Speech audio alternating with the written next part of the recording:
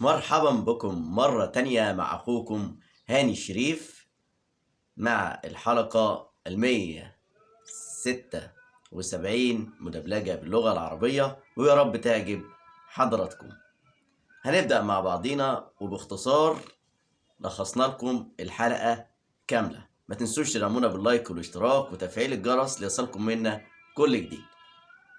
عثمان بدأ التدريب هو ورهان وعلاء الدين وفاطمة وبلى في المكان المخصص للتدريب في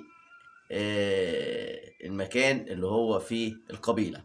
وهنا ظهرت حليمة جايبه لهم العصير عشان يشربوه، وطبعا شافتهم وهم فرحانين مع بعض وبيتدربوا مع بعض، وتخيلت نفسها ان لو ابوها وامها عايشين وما كانتش اتيتمت كده لكان زمانها زيهم بالظبط، وكان زمانها ان هي بتتمرن مع ابوها ومع امها. طبعا شافتهم وابتدت النار تقيد جواها، وابتدى الغضب يزيد جواها وتقول انا كان زماني خلصت على بلا وهي موجودة في المقابر. هم فرحانين ومبسوطين، وانا الوحيدة اللي قاعدة باكل في نفسي، وهم قتلوا ابويا وقتلوا امي، لكن وعد عليا ان انا هخلص عليهم كلهم. طبعا جت حليمة لأول مرة تشوف عثمان بتقدم له العصير بعد التدريب، فسألها عثمان وقال لها انت حليمة اللي فاطمة مصدعانة بيكي؟ طيب هاتي يا ابنتي. خد منها العصير لان هي اترعشت وما بقتش عارفه تصب العصير في الكوبايه، فقال لها انا اساعدك انا، وخد العصير صبه هو، وسالها انت من انهي قبيله ومن انهي مكان؟ قالت له ان انا كنا ابويا كان بيحارب وامه توفوا، وانا جيت مع جدتي من مكان بعيد، ورثينا على هنا وانا يتيمه ومليش اي حد. فطبعا عثمان قعد يسمع لها وقال لها مكانك هنا في القبيله معانا وبجوارنا، وانا اعتبريني زي ابيكي وبلا اعتبريها امي. وهنا عثمان طمنها على الاخر. هي قالت له انا قاعده هنا في وسط المحاربين اتدرب عشان اخد انتقامي منهم. قال لها عثمان عندنا هنا مفيش حاجه اسمها انتقام، عندنا هنا في حاجه اسمها جهاد في سبيل الله، وعندنا حاجه هنا اسمها حرب، والعداله بتاخد مجراها. فطبعا هي قالت له اللي انت شايفه يا سيدي. وهنا عثمان قال بلى انا هروح انا على مركز التدريب اللي هو الخاص بالمحاربين، اللي هو عند ايه، اللي هو موجود عند القلعه. طبعا هنا حليمه بتبص له وتقول له قريب جدا انا هنتقم منك يا عثمان انت واولادك كلهم. طبعا عثمان قبل ما يروح عمل وليمه في الخيمة أو في القبيلة، وطبعا هنا اتلموا كلهم حواليه، وجت حليمة بتقدم الطلبات. قال لها حليم، قال لها تعالي يا ابنتي، هي اسمها مريم، تعالي يا ابنتي اجلسي بجوار فاطمة. هي ما كانتش عايزة تقعد، قال لها اجلسي انت خلاص بقيتي واحدة مننا، اقعدي وتناولي الطعام معانا. المهم هنا نادوا على الغازي اللي هو ابن جوركوتاي، وجوركوتاي ده ليه قصة ظهر الجديد. افتكر لنا حاجة جوركوتاي من زمان. راح جوركوتاي افتكر حليمة وهي لسه صغيرة، فخلتهم كلهم حزنوا جدا. وتخيل عثمان حليمة وأرهان وعلاء الدين وهم صغيرين، ولما كان بيلاعب حليمة، وابتدى العياط وابتدى الحزن على المائدة. وهنا طبعا جوركوتاي قال له انت تسكت خالص. في اللحظة ديت وصل للحدود قائد كبير جدا من المغول، الدولة اللي هي دولة المغول، قائد كبير جدا وصل للحدود اللي هي الخاصة بعثمان، وراحوا للمحاربين بتوع عثمان وقال لهم افتحوا الطريق، وجاي معلق جثث على الحصان بتاعه وهم أكلين لحوم البشر.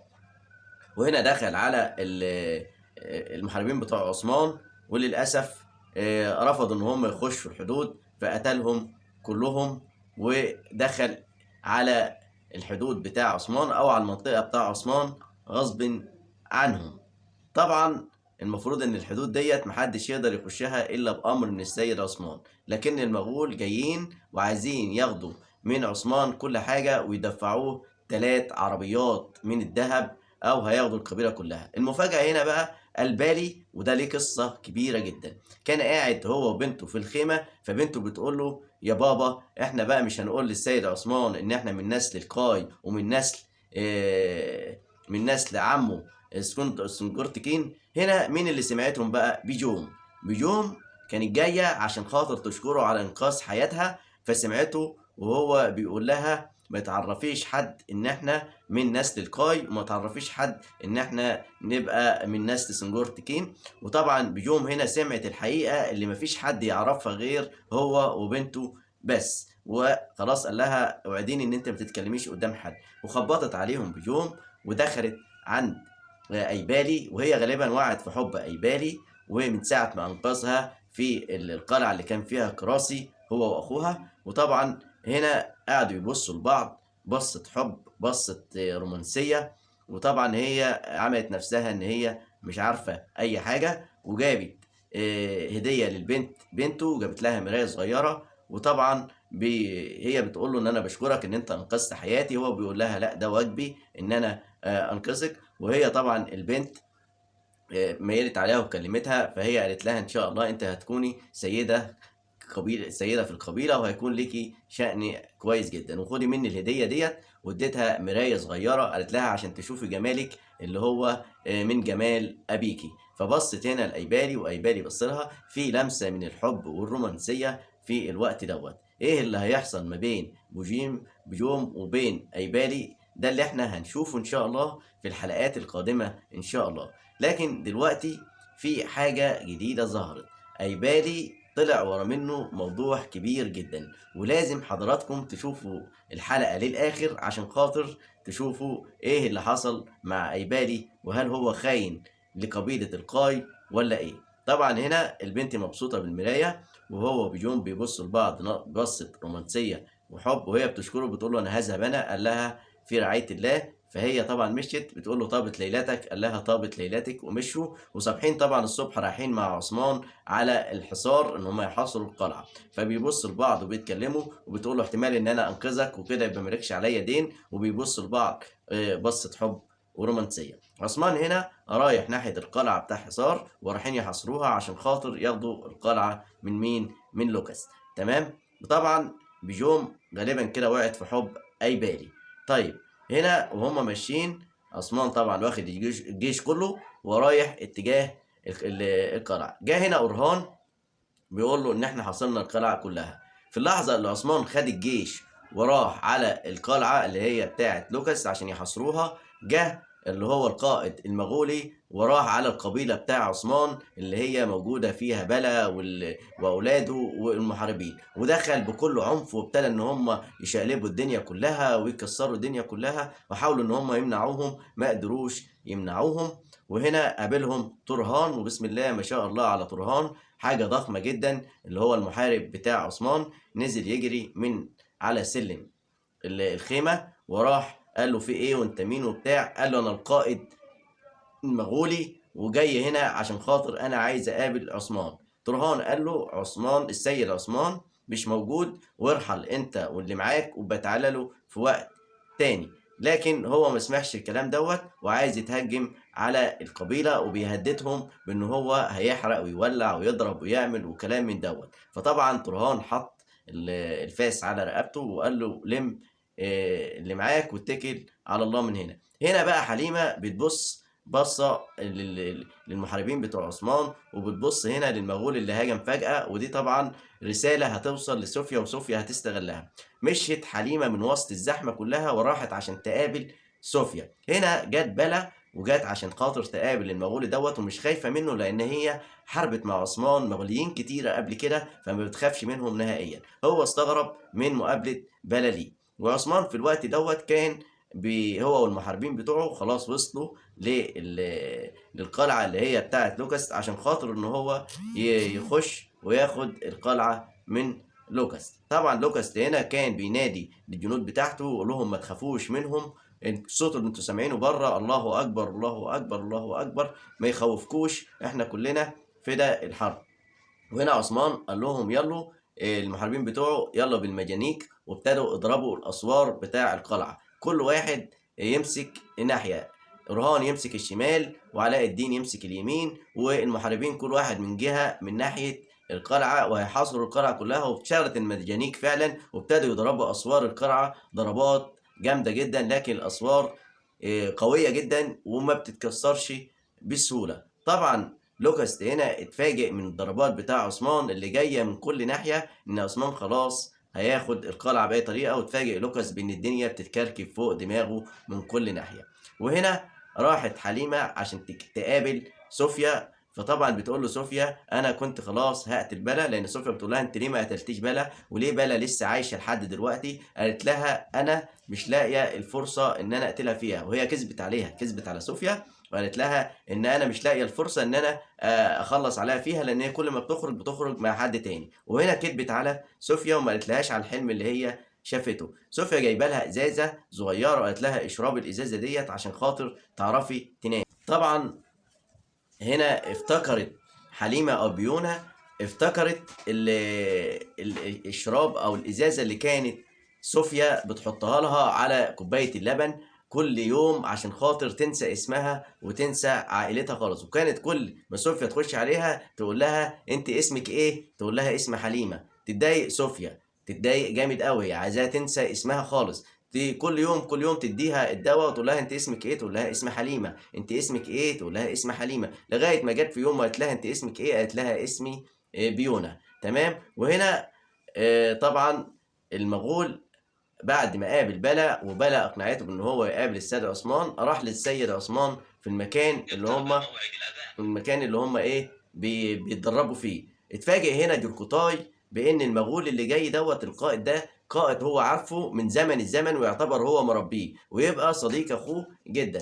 فطبعا هنا جوركوتاي بيقول لبران ان القائد دوت قائد شرير جدا، وطالما نزل الارض هنا مش هيخلي حجر على حجر، وانا عارف الشخص ده كويس جدا. فطبعا ابتدى ان هو المغولي داخل عايز يروح يقابل عثمان، راح قابله جوركوتاي وقال له ايه اللي انت جايبك هنا؟ ايه اللي جايبك هنا وايه اللي منزلك الارض بتاع السيد عثمان؟ قال له جوركوتان الخاين اللي خان المغول وهرب، انا جايب لك رساله من اخوك. ما حدش كان يعرف ان جوركوتاي له اخ، والاخ ده دلوقتي هو اللي هو السيد بتاع المغول، او بقي السلطان بتاع المغول، او بقي الدوله المغوليه عامه. تمام. فطبعا قال له ان انا جايب لك معايا امانه من اخوك، واخوك مش هيسيبك الا لما يخلص عليك يا خاين يا اللي انت كنت. قال له ما تجيبش سيره اخويا، ما تجيبش سيره اخويا. قال له طيب انا اديك، خد، مش انت دوت العقد دوت اللي انت عملته لاخوك وقعدت فتره تعمله له واديته له هديه، انا جايبه لك دوت منه هو تذكار. فطبعا هنا جوركوتاي اول ما شاف العقد استغرب ولقى ان كلامه صحيح، وان العقد ده هو اللي هو عامله بايده فعلا. وهنا طبعا المحاربين وبيبصوا لجوركوتاي، وطبعا بران ومستغربين. كان جوركوتاي هيتعصب عليه ويضربه. قال له انا مش جاي عشانك انت يا جوركوتاي، انا جاي عشان خاطر اقابل عثمان، وهتدفعوا الثمن كلكم انت وعثمان بتاعك دوت. انا عايز اشوف فين عثمان. بران قال له احترم نفسك احسن اطير رقبتك. وهنا دخل على السيد عثمان بكل جراءة وقلة أدب، وابتدى إن هو يبهدل الخريطة لعثمان، وابتدى إن هو يتكلم قدام عثمان بطريقة وحشة جدا. لكن عثمان فيه الصبر، بيصبر ما بيتسرعش ويضرب ويعمل. سابه يعمل اللي هو عايزه، وسابه يتكلم اللي هو عايزه. وقال له انت عايز ايه؟ قال له ان عايزك تكون تابع للمغول. بيقول له عثمان انت تكون تابع للمغول، يا اما هنقتلك ونقتل عيالك ونقتل كل اللي يخصك. قال له انت مين انت عشان تقول الكلام ده؟ قال له انا رسول وجاي لك من الدوله الاغليقيه. المهم عثمان قال له روح وصل الرساله للي بعتك وقول له ان عثمان قبيله القاي عمرها مسلمه نفسها للمغول من ابد الابد، ومشي في امان الله. صوفيا عرفت من حليمه ان المغول جه والكلام من ده، وهدد عثمان، فعملت كمين للمغول عشان توقع المغول في عثمان او في القاي، ولبست قناع اسود وابتدت ان هي تحارب المغولي وتقتل اللي هم الجنود المغوليين على اساس ان هو عثمان اللي عمل الكمين دوت، وصوفيا قالت ان عثمان هو اللي بعتنا ولازم تقتلوهم كلهم. فطبعا المغول هنا طب اظهر نفسك يا بتوع عثمان وكلام من دوت، وهرب المغولي، وصوفيا قتلت كل الجنود اللي كانوا مع القائد اللي هو بتاع المغولي، وافتكر هو ان عثمان اللي عمل المشكله ديت. وصوفيا فرحت جدا وقالت كده يا عثمان انا وقعتك مع المغول، وسد بقى يا عثمان لو تقدر تسد مع الدوله اللي هي دوله المغول باكملها. وابتدت صوفيا ترجع على مكانها تاني وتروح على لوكاست. تمام. وهنا بقى خلاص المغولي مشي وزعلان وغضبان جدا اللي عمله عثمان. كان فين عثمان في الوقت دوت؟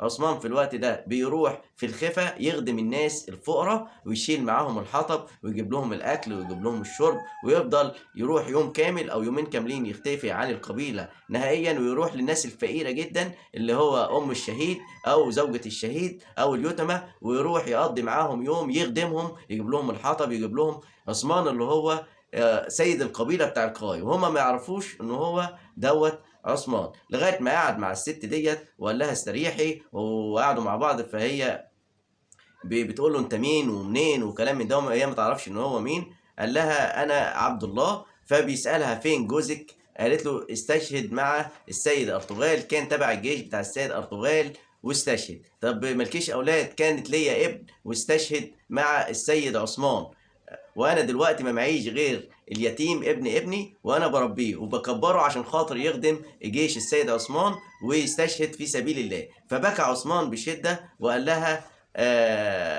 يعني انت ما بقاش ليكي حد خالص؟ قالت له ماليش غير ربنا.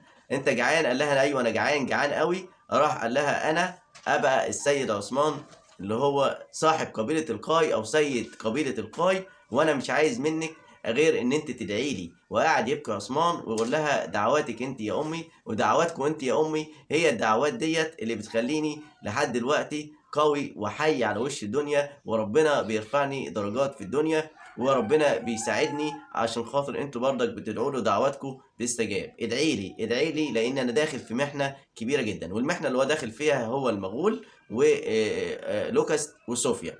فطبعا قعد يبكي عثمان ويقول لها ادعي لي. هنا جوركوتاي وبران كانوا رايحين عشان خاطر يحطوا البارود في فتحة من فتحات المياه عشان خاطر يخشوا منها، تسللوا من عند القلعة، ولكن جوركوتاي مش واعي لنفسه وابتدى ان هو يغلط وكان هيتكشف. فبران بيقول له في ايه يا جوركوتاي؟ ما تخلي بالك هم هيشوفونا كده الحراس من فوق وهيخلصوا علينا، ايه حكايتك؟ قال له من ساعة ما جه ارجو اللي هو المغولي دوت واتكلم عن اخوه وهو ما بقاش في طبعه. قال له طب انت ليه ما قلتلناش انك ليك اخ مغولي، وليه ما قلتش للسيد عثمان انك ليك اخ مغولي؟ قال انا سبت الماضي، لكن الماضي هو اللي مش عايز يسيبني، وطالما اخويا عرف ان انا موجود مع عثمان وعندي عائله فهو مش هيسيبني ولا هيسيب الغازي ولا هيسيب زوجتي ولا هيسيبنا غير لما ايه يقتلنا. جه طبعا بران قال له ما تخافش، احنا من امتى احنا بنخاف؟ احنا ماشيين في سبيل الله وبنجاهد في سبيل الله في طريق مع سيد عثمان، وما تخافش من اي حاجه جركوتاي، وكل واحد هياخد اللي يستحقه. طبعا جركوتاي زعلان وطبعا شايل الدنيا كلها فوق دماغه من ساعه ما ظهر موضوع المغولي دوت وظهرت قصه اخوه والعون. وفعلا قدر جركوتاي يحطوا الحاجه. دخل هنا المغولي بقى على الخان اللي هم رسيوا عليه، وزعلان جدا وغضبان جدا ان عثمان هجم عليه، لكن اللي هجم عليه مش عثمان، صوفيا اللي هجمت عليه. وزعلان جدا وكتب رساله الى رئيس المغول وقال فيها ان يجيب كل جيوشه كلها ويجي عشان خاطر يقاتل عثمان، وانا على بال ما تيجي بجيوشك انا مش هسيب حجر على حجر، وهحرق وههدم في قبائل التركمان كلها، وهبدا بالقبيله اللي هي عند الحدود بتاعه عثمان. وبلغ الجند بتاعه قال له تودي الرساله ديت في اسرع وقت، وتخلي الرئيس يجي بايه بكل الجيوش اللي عنده، ويلا بينا احنا بقى يا جنود هنروح نهدم ونكسر ونحرق كل القبائل التركميه. تمام يلا بينا. وابتدى ان هو يتحرك، واول قبيله راح عليها اللي هي القبيله اللي عند الحدود القريبه من الخان. وفعلا وكله دوت وعثمان في الوقت دوت كان بيفتح في القلعة وبيحارب طبعا هو والمحاربين اللي معاه. وفعلا راح المغولي، ناس غلابة جدا وناس طيبين جدا، ودخل عليهم، وابتدى المغولي اللي هو أرجون دوت، لأنه شرير جدا زي ما قال عليه جوركوتاي، وما عندوش أي رحمة، بيقتل الأطفال ويقتل النسوان ويحرق ويعمل، وبياكل كمان، بياكل للأسف لحوم البشر، يعني بيتغذوا على لحوم البشر ولحوم الأحصنة. ودخل على القبيلة فعلا اللي هي عند الحدود، القبيلة دي تبع قبيلة القاي، ويعتبر في حماية عثمان، وابتدى يقتل الأطفال ويقتل النساء ويحرق ويهدم ويعمل كله دوت، فاكر إن عثمان هو اللي هاجم عليه بالليل وهو اللي قتل له الجنود بتاعته. ولكن اللعبة جت من صوفيا، وقدرت صوفيا فعلا إن هي تضرب عصفورين بحجر، وابتدى يولع في القبيلة وابتدى يحرق وابتدى يدمر في القبيلة كله دوت. وعثمان موجود فين؟ في القلعة بتاع لوكاس، بيحاول يفتح القلعة هو والمحاربين بتوعه. طبعا هنا القبيلة كلها خلاص هدموها، وابتدوا ان هم يلموا النسوان والرجاله والحاجات دي ويحطوهم جوه الخيمه ويولعوا فيها، يعني يدخلوا الرجاله ويدخلوا النسوان جوه الخيمه ويولعوا في الخيمه باللي فيها كلهم. وابتدى ان هو المغولي دوت ابتدى يفتري افتراء شديد جدا، وعثمان ما كانش عايز يقتله، لان عثمان ما بيقتلش اللي هو الرسول اللي جاي يوصل رساله. وهنا طبعا عثمان وبوران وجركوتاي خلاص قرروا ان هم يفتحوا القلعه، ولوكاس كان فاكر ان الاسوار بتاع القلعه مفيش حد هيقدر يتخطاها. لكن عمل ايه عثمان؟ بعد طبعا ما راح جركوتاي وراح بوران حطوا البارود عند الباب بتاع الميه من تحت، من غير عثمان هيضرب سهم مولع بالنار وهيفجر الباب الصغير دوت، هيفتح فتحه كبيره جدا للقلعه، وهيبتدى يخش الجيش بتاع عثمان الى القلعه. وطالما دخل الجيش بتاع عثمان وقدر يتخطى الاسوار بتاع القلعه، يبقى كده عثمان سيطر على القلعه، سيطر عليها تمام جدا. وبالفعل لوكاس كان هيضرب عثمان، لقى عثمان بينشل في مكان تاني، فعرف ان الفتحه بتاعه الميه هيضربها عثمان، وضربها بالفعل. وقدر عثمان يفجر مكان كبير في السور بتاع القلعه، ويفتح باب للقلعه لدرجه ان يقدر يدخل الحصان منه. ودخلت هنا، دخلوا كل الجيش بتاع عثمان كله دخل، وابتدى ان هم يخشوا على القلعه بتاع لوكاس، وابتدى هنا ان هم خلاص يسيطروا على القلعه. طبعا عثمان طالما قدر يخش اي قلعه من القلعات خلاص مش هيخرج منها الا وهو منتصر، الا وهو خلاص فتحها. وبالفعل لوكاس قدر يهرب من عثمان، لان عثمان سيطر على القلعه خلاص. وراح لوكاس من السور من فوق ونزل حبل، ونزل هو والمحارب بتاعه وركب الحصينه بتاعته وجريوا. على بال ما طلع عثمان عشان خاطر يلحقه، لقاه هرب وطار بالحصينه بتاعته. راح لوكاس دلوقتي على اللي هي القلعه القديمه اللي موجوده فيها صوفيا، اللي هي المفروض ان عثمان هيفتحها للمره الثانيه. وهرب لوكاس هو والمحارب بتاعه، وعثمان حاول ان هو يضربه لكن ما لحقوش، قالوا خلاص سيبه يمشي ومسيره هنجيبه. وهنا رفعوا السيوف بتاعتهم وشالوا العلم اللي هو الخاص بالقلعه، وعلقوا العلم بتاع القاي. وكده عثمان فتح القلعه بتاع حصار، والمفروض ان هم فرحانين ومبسوطين، وهيبقى في غنائم وهيبقى في حاجات هتفرح القبيله بتاعت عثمان. لكن للاسف الفرحه ما تكملش، الفرحه ما تكملش. بعد ما علقوا الرايات بتاع القاي على اسوار القلعه، هنا جاء الخبر لعثمان بان المغول هجموا على القبيله اللي هي على الحدود، وقتلوا وحرقوا كل حاجه هناك، وقتلوا اللي هم الصغار والكبار، وخلصوا على كل حاجه. طبعا لوكاس راح لصوفيا وابتدى يعيط ويكسر في الحاجات اللي حواليه، ويقول لعثمان عمل، وعثمان خد القلعه. هنا طبعا متعصب جامد لوكاس وبيكسر في كل حاجه. هنا بقى قالت له صوفيا انت زعلان ليه ومكسر في الحاجه ليه؟ عثمان هينتهي قريب جدا، حليمه هتقضي على نسل عثمان كله، وكمان المغول كلها هيقلب على عثمان، وعثمان هينتهي في اقرب وقت عثمان هينتهي فيه، اقرب وقت عثمان هينتهي فيه. وهنا طبعا صوفيا بتحاول ان هي تهدي في لوكاس وتقول له الكلام دوت. طبعا هنا لوكاس قال يعني عثمان هينتهي قريب، قالت له عثمان هينتهي قريب يا لوكاس. طبعا عثمان راح القبيله اللي حصل فيها حرق وضرب وقتل من المغولي، وراح لقى الاطفال ولقى النساء ولقى الدنيا خربانه خالص، وكان زعلان جدا وحزين ليه اللي حصل دوت، يا فرحه ما تمتش. وفي اللحظه اللي هو هنا متعصب فيها عثمان جامد جدا، قاعد بيشيل في الاطفال وبيشيل وبيحاول يشوف الجرحى ويحاول يعالج الناس بكلمته الطيبه. وفجاه هنا وفجأة هنا اتفاجئ، لقى المغولي جاي عليه وبيقول له انا يا عثمان دلوقتي جيت لك اهوت، وانا قلت لك هتندم يا عثمان، وجاي عشان اخلص عليك بقى. انا جاي يا عثمان دلوقتي عشان خاطر اخلص عليك. انا قلت لك ان انت مش هتفلت من ايدينا، انت لو كنت طوعتني وبقيت تحت طوعنا يا عثمان ما كانش هيحصل اللي حصل دوت. لكن يلا يا عثمان بقى خد عندك. طبعا المغولي ده قوي جدا وهضبه، لكن قدام عثمان مع غضب عثمان، لما عثمان يكون غاضب جدا عثمان هيضربه قلم واحد هيجيبه على الارض. هو قلم واحد هياخده من عثمان هيجيبه على الارض، وهيقوم الحرب ما بين المحاربين والمغول، وهيخلصوا على المغوليين، وهيتبقى هو بس اللي هو القائد المغولي دوت. عثمان بيديله القلم بيجيبه الارض، هو قلم واحد بيخفز بيه الارض. وعثمان هنا خلاص خلاص هي طاقة جهنم اتفتحت عليه، ومفيش قدامه حل غير ان هو يحارب المغول، لان مفيش حل تاني قدامه غير كده. وفعلا ابتدى عثمان يضرب في القائد المغولي ده اللي هو اسمه ارجو دوت، اللي هو هدد القطاي وهدد بلا وهدد القبيله التركيه كلها ان هو يخلص عليها. وفعلا عثمان قال له خلاص دي نهايتك دلوقتي. وارجون دوت رفع راسه لفوق، وعثمان طالما طلع السيف من غمده، طالما عثمان طلع السيف من الجراب بتاعه، يبقى كده صعب ان السيف يرجع تاني لان هو ما ينفذش اللي هو يعمله. وبالفعل عثمان هنا راح رافع السيف وبكل قوته زي ابوه ارطغرل، وضرب الضربه طير رقبه المغولي، وكده قضى على القائد اللي هو المغولي اللي هددهم. لكن كده هو اتفتحت له طاقه جهنم، وهيجي القائد الكبير بتاع المغول بالجيش بتاعه. طبعا الرساله رايحه توصل للقائد او الرئيس او صاحب الدوله المغوليه. الرساله زمانها وصلت له. واللي هيحصل هنا ايه، والمفاجاه الكبيره جدا هنا، بان في واحد من القبيله موثوق منه جدا هو اللي هيروح يبلغ الرساله لسيد المغول او زعيم المغول. هنا المغول الزعيم في الخان دوت راح له دلوقتي.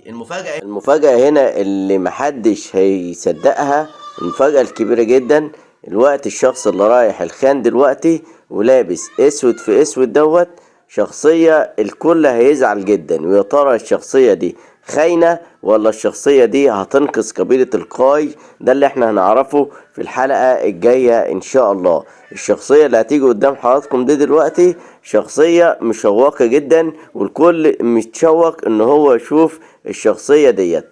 مين هو الشخص ده اللي لابس اسود في اسود وداخل جوه ومعاه رمز معين يخلي المغول يعملوا تعظيم سلام، والابواب بتاعه المغول كلها تتفتح له؟ ودخل فعلا عند الزعيم بتاع المغول، وللاسف قال له ان ارجوه عثمان قطع راسه قدامي، وانا دلوقتي راح اراكع للمغولي اللي هو الزعيم، راح اراكع له وقال له ان عثمان قطع راس ارجوه، وانا دلوقتي تحت خدمة حضرتك. يعني انت الوقت امرني اعمل ايه مع عثمان. انا دلوقتي عثمان بايه يثق فيا ثقة عمياء، وانا بقيت محارب من محاربينه الخاص، وقريب جدا منه وقريب من قبيلته جدا. وطلع الشخص للأسف هو ايبالي اللي هو المفروض ايبال اللي هو المفروض ابن سنجور تكين اللي هو ابن عم عثمان.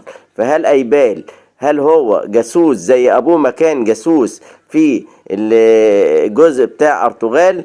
ابوه كان جاسوس لفترة طويلة جدا عند المغول لصالح السلطان. هاي ايبالي بيقلد ابوه وهو جاسوس لعثمان؟ ده اللي هنشوفه في الحلقة القادمة، والسلام عليكم ورحمة الله.